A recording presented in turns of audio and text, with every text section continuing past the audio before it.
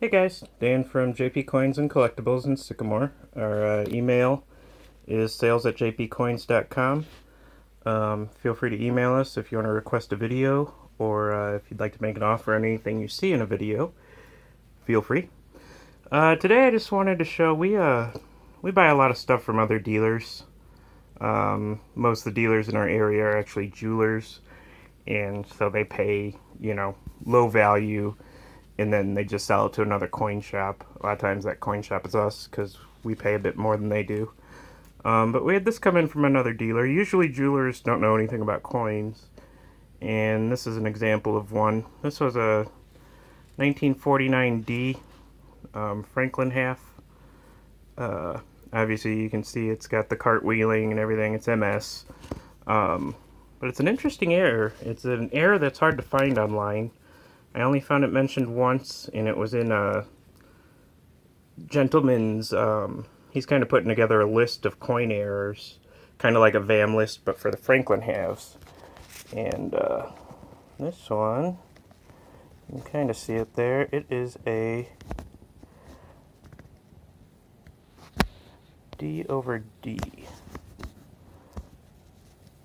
Let's see here. There we go. So you can see the mint mark on that is funked up, and that is due to it having a D over D error.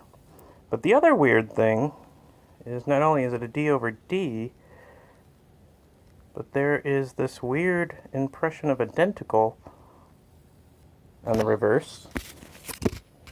But then there's also another weird impression of identical on the front. There it is right there. So it's kind of odd. I don't know if it got grabbed by the machine. It's really an aggressive denticle. Denticles are the the reading, the inside of the reading normally has fairly large teeth. If you look on the inside of an Indian head penny or the inside of a dollar coin, it'll have reading on the back, and then inside it'll have a bunch of teeth around the rim. So it actually looks like it may be a clashed die.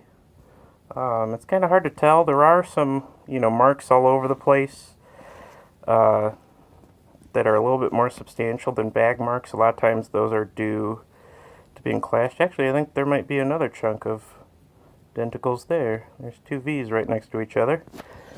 And then on the front, they must have had some problems putting this together, because on the E, it's kind of hard to see. Let me zoom in a bit more. Let's see here. Well, it's also on the T. There's a spine coming out of there. Gosh, you really can't see it there. Oh, you can see it on the E, though. There's a little rod coming out of the end of the bottom of the E. You can see that. That leads me to believe, even more so, that it's probably a clash die. There you go. You can see it coming off there on the E.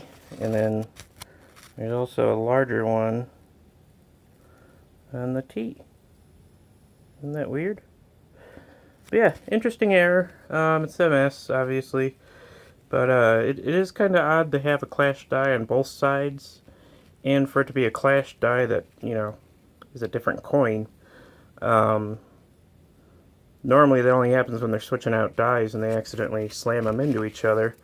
How it got Morgan-sized denticles on both sides, kind of a mystery. If you notice anything else on here that I'm not seeing, feel free to drop me a message.